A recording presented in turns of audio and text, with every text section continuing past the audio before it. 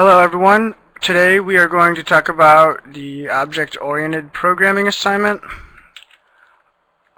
So to start out, we'll talk a little bit just about object-oriented programming in general. So the way to think about objects is that you've already been using objects in all of your programs. Every variable you assign is an object. Now every object has a class, which we've been using doubles, cars, cells, etc. And the class of each object determines how we use it. For example, we don't usually add character strings together, but we do add doubles together, for example. So just like with functions, the way we have both a bunch of built-in MATLAB functions and we're allowed to define our own functions, the same goes with classes. There are both built-in classes of objects, the ones we've been using, as well as classes we're allowed to create on our own.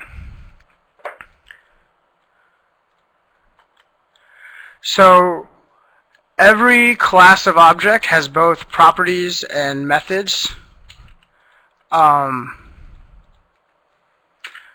Properties are similar to fields and struct arrays. You can think of them almost like subvariables. They hold values. For example, the time of day class definition, which you'll be making for this homework, that has fields H and M. So every object of the class time of day is going to have both an H value and an M value, which represents hour and minute. Methods, you can think of those as like mini functions that act on objects of that class. A few different ones one is called constructor, which is really, the function name is the same name of the class, and that is what creates an object of that class, or an instance as they're also referred to. The output of the constructor function is an object of that class. So for example, in your class definition for time of day, you're going to have a function that says t equals time of day with some inputs, and the output, which is t, is going to be a time of day object. There are other methods as well. Most of the methods we use are going to have objects of that class as an input. So for example, most of the methods in the time of day class definition are going to be acting on objects of the class time of day. There are also static functions which do not have objects of that class as an input. So examples that you guys are going to work on is isValidH and isValidM, as well as a few others. Now those do not have time of day objects as an input. So what that means is, because of that, we call them static, and basically that means that those functions are used within the function. So for example, we have the function isValidH. So every time you have a time of day object and you want to set the value of h, you're going to be calling a function that is the set.h function, which then in turn will call the isValidH function. So that way you can check to make sure that the inputted value for h is valid. And we've been doing that in similar cases. It's just in this case we're using it as a static function. So it's just inside your isValidH function is just going to be checks on whether it's numeric and if it has the appropriate range of values, etc. So as far as how to actually do the homework, you want to start with the time of day template and the time of day test script, and take your time of day template and rename it to just timeofday.m. So then once you have that, because a default constructor is already there, you can just define time of day objects using t1 or any variable name equals time of day. And then you can check that by using the isa command, and you can say isa t1 comma time of day. So what you're going to want to do then is go through the test script in order and do what each code cell tells you to do. Each code cell will tell you which method to work on next, as well as what you're trying to do in that method. And also, some code cells will have examples of how you can test your class definitions to make sure that all of the functionality we want is in fact working the way we want it to. And also it'll show you how you can call some of these functions, how you can use some of these methods and manipulate some of these objects in the ways we want. There are further instructions found in the template for each method. There, in the comments, there are descriptions of what you're trying to do in each one as well. And also, using the demo files will also be helpful for you, in that it kind of shows you what a finished product should look like. So the first functions that the template tells you, or that the test script tells you to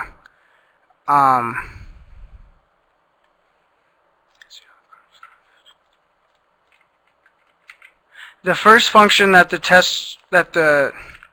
test script tells you to work on is valid m. Now note that this is a static method. This is a static method because there is no input that's a time of day object.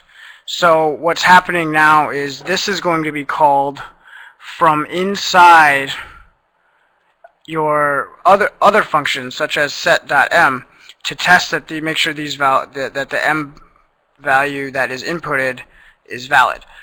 So there's nothing super tricky about this. Is once you're inside the function, you can just treat it like a regular function. So you have your input variable m, and you want to test if it is valid based on whether it is a double and in the appropriate range of values and is an integer. And we know how to do all of those. We've done those before. So then we want to assign to the output variable fm either true or false, which will tell us whether or not the inputted value m is valid to be assigned to the field of m. The same is true of isValidH, and you're going to do something extremely similar for that.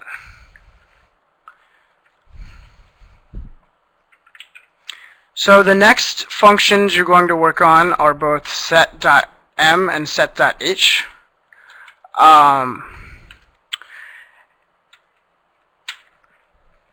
So these are not a static function method, meaning that one of the input objects is a time of day object. And note that t in this function is both an input and an output. So we are taking as an input a time of m, or a time of day object, and a value for m. And we are going to check the validity of m using the function isValidM that you just wrote.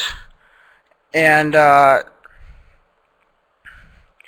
if it is valid, you're just going to assign m. Now the syntax within this method can be seen right here. It's just t.m equals m value, and that will set the value of m to be what it needs to be, the inputted value m value. Now this will change the m property of t. So that is how we do it. That is how we change the value of the minutes. And then for set.h, you're going to be doing almost the exact same thing, just setting the hour instead of the minute.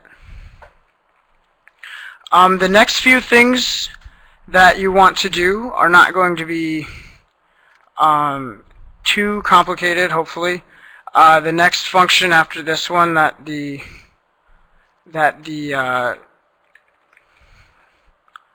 test script tells you to go through is the HMConvert function. And all we're doing in this function is just making a character string. out of the h or m values. Now just remember to keep track of the fact that so you're going to want to use int2string here, and you're also going to want to check to see if it's a single digit value or a double digit value. So if it's less than 10, you want to make it to have a quote or a thing that says 0, 8 or something like 22. So if it's less than 10, make sure you put that extra 0 in front to make it look like a normal clock would read.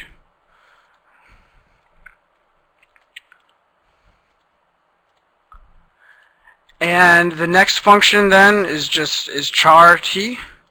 So that's going to be the same similar thing. You're going to call HM convert, and you're going to get the hour and the minute in character form, which is using the function you just wrote. And there's not much to that. You're just going to take the h and the m fields, and you're going to send both of those each to the convert function one at a time, and then just concatenate the results with a colon in the middle. So that one should also be one line or a few if you want to use intermediate variables. And then after the char function, you want to use the display function. And this is going to be, now every class of MATLAB objects has one of these functions, a display function. Now what that does is anytime that there is like a semicolon left off, or you type disp on a variable, it tells you that's what it displays. So in this case, you're just making a string to be displayed every time that an operation is done on a object of class time of day.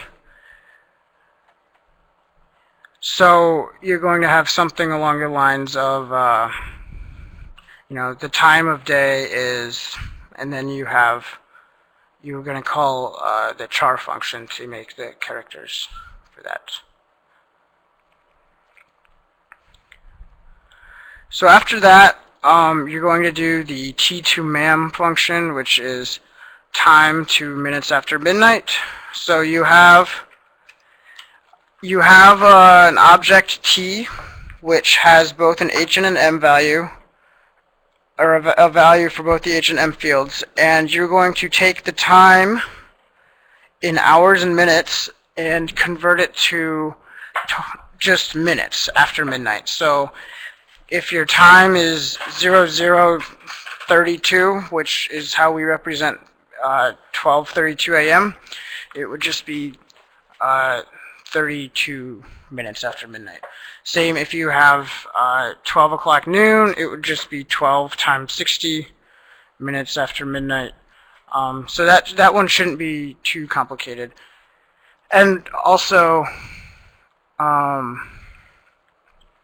remember that once you have the object t, you can access the h and m fields by using the dot referencing as shown here. So you are going to have a formula involving both t.h and t.m that relates the time in hours and minutes to just minutes after midnight.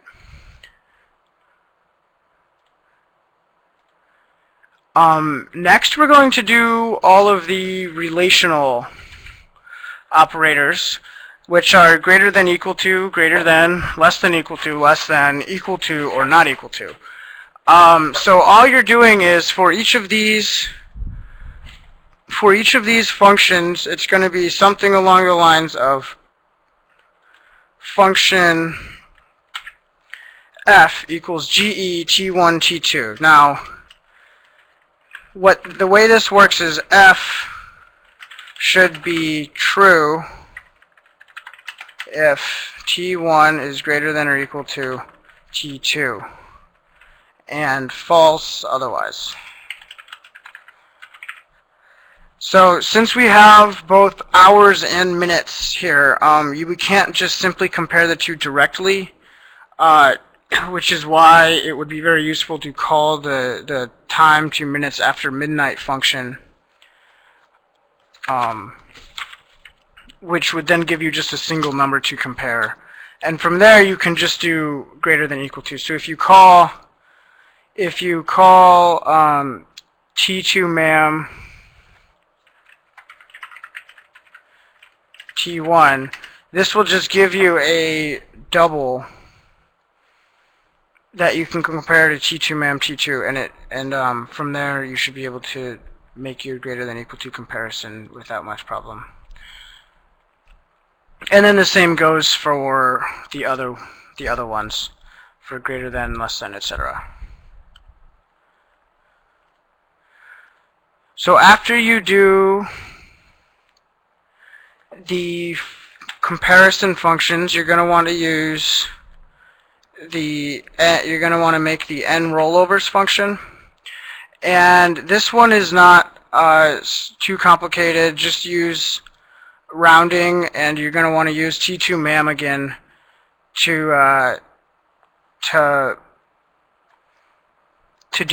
use in a formula. So it shouldn't be too hard here to make, so you have a time and you have a number of minutes. So if it's 12 o'clock noon right now and I add 3,000 minutes, then I'd know I could figure out easily how many times we roll over past midnight, or aka how many times we start a new day in that time period. So for this one, once again, we're going to be using the T2 mam function.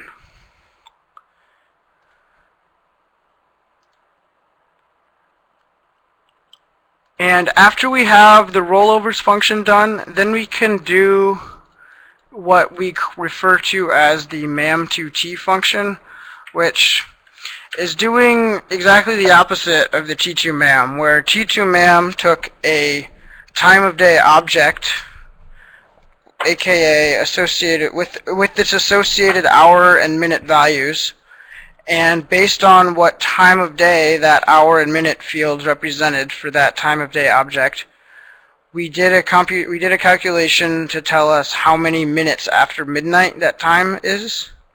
And now we're doing just the opposite. So now n is n is a number of minutes after midnight.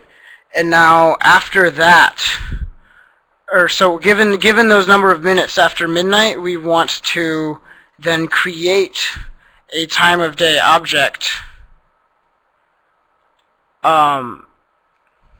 We want to create a time of day object with that time. So in this function, inside this function mam2t, we're going to call time of day to create variable t, and then set h and m values given after you do a calculation. So this formula, or this method, will actually have a few lines of code, whereas a lot of the other ones had simply one line. I know I got n rollovers and all of the comparisons as well as T2 mam. I got all of those in just one line. The mam2t is going to have a few more lines than that. So after you get the mam2t function working, we're getting close to being done. So next we want to do the plus method. So plus method will take any time of day object t,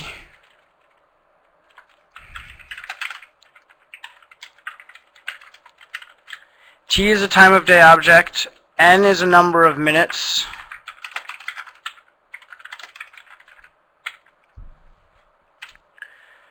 and we want to add n minutes to t and create T2, a new time of day object. So to create a time of day object, we already know that we use the constructor function, which is just called time of day. So you could say T2 equals time of day, and then after you compute what what time is actually represented by t plus n, you can then set the values t.h and t2.h and t2.m.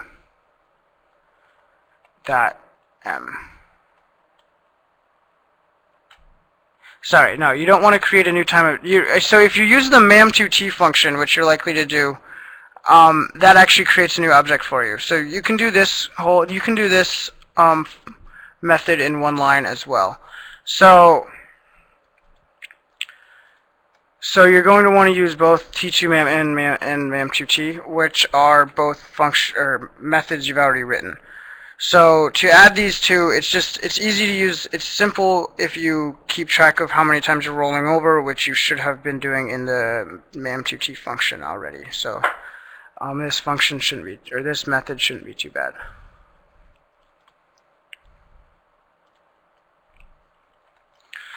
Then after that, after the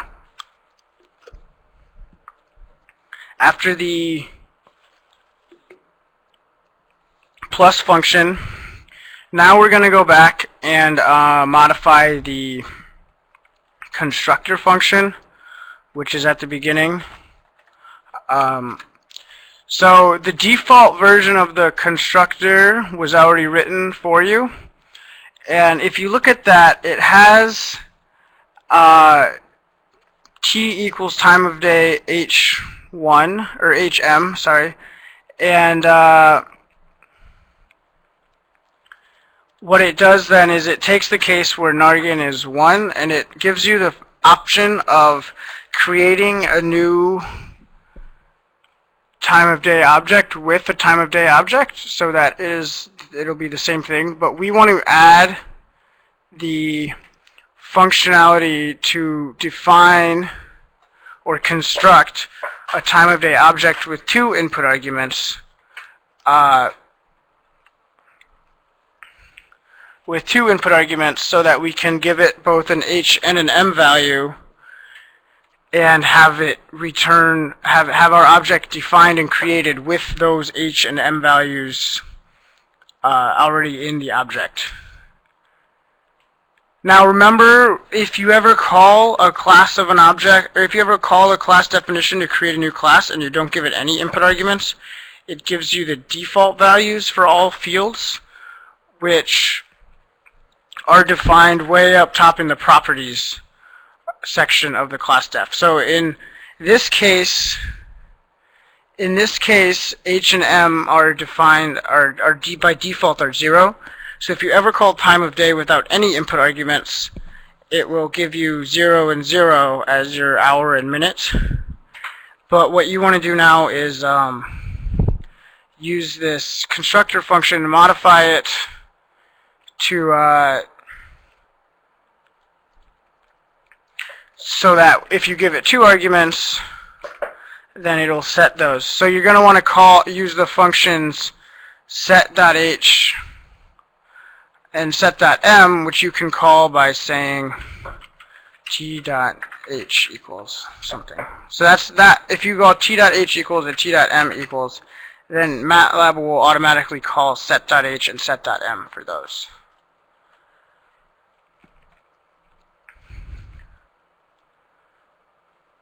So with this, that should take you almost completely through the time of day class definition. And once again, every cell you write, every cell you go through in the test script, it gives you both instructions on what method to set next, as well as giving you lines of code to use to check those methods. So you want to make sure that every method works before you move on to the next method, because we're going to be having methods calling methods. So, you know, if you don't get your h2 or hm convert method right, then your char function is not going to work right. And if your char function is not going to work right, then your display function is not going to work right, and so on and so forth.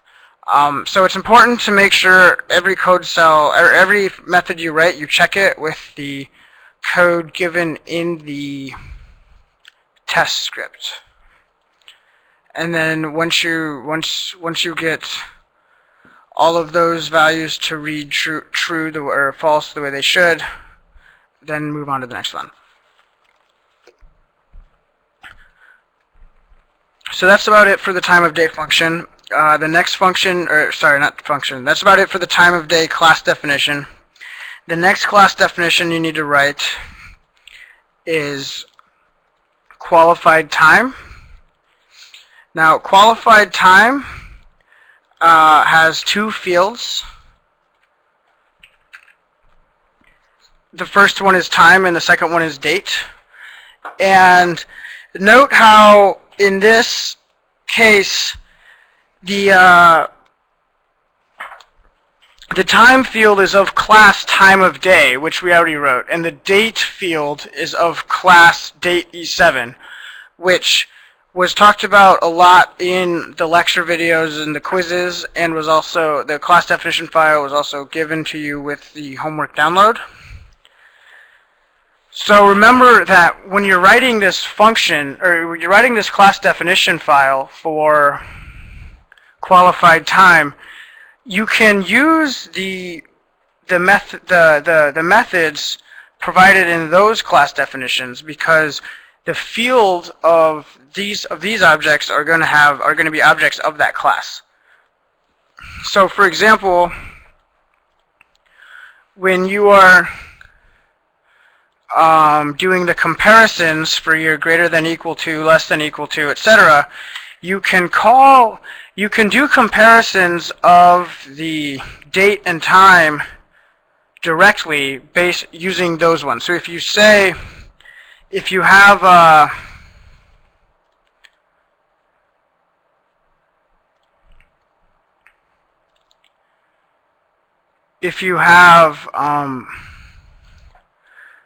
some function like greater than equal to,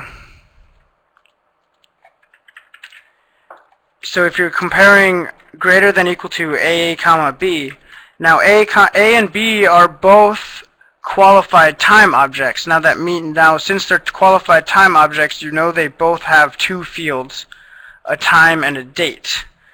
And you can compare those two fields directly. So you can compare A.date less than B.date and A.time equal to time greater than equal to B.time.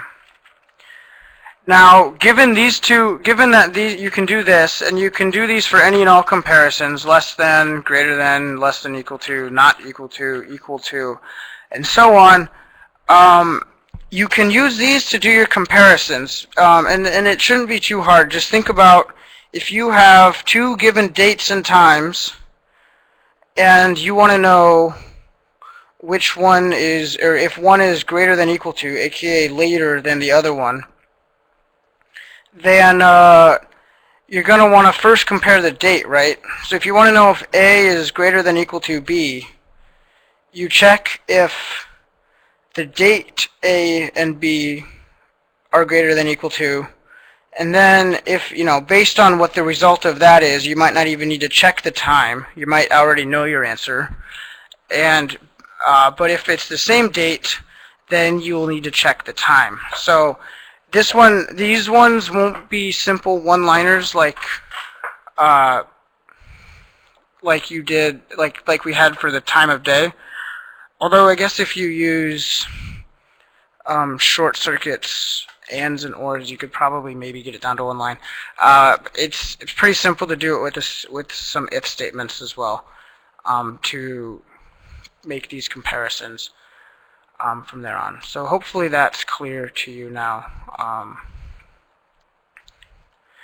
And overall, doing qualified time, making the qualified time class definition, it's going to be very similar to the class definition for time of day. You're just going to go through the test script like you did it for time of day, and for each cell it's going to tell you which method to write next, as well as give you several lines of code that you can use to test your method to make sure that it's working with the functionality that it's supposed to, and make sure that all of the logical checks that the test script is doing are returning the appropriate responses. And also, just another, again, just it's important to go through them in order, because we have methods calling methods which call other methods. So it's important to go through them in the order that the test script tells you to. Otherwise, you may run into problems with that. So the last file, or the last class definition file you need to write is obligation. Now, obligation is going to be doing things. It's going to have, an obligation is going to be an object, and it's going to have 3 properties. Each of which, one is start time, which is a class, or which is an object of class qualified time. So that's going to have all the functionality. That's going to have all the functionality that that object class has. And from there, and it's also going to have a duration in minutes, as well as a description property. And this one doesn't have a test script for you to follow along with, but it does have a demo and a demo PDF, and those should be your friends as you're going through, and you're going through and setting and writing all of the methods to make sure that they do the same way as they do the same thing that they're supposed to, based on the templates. So hopefully that is enough to get you guys on a good start. And remember, if you ever come across any problems or whatnot, don't hesitate to come into the lab sessions and ask one of us GSIs a question. And that's about all I have for you. So good luck, and I'll talk to you guys soon.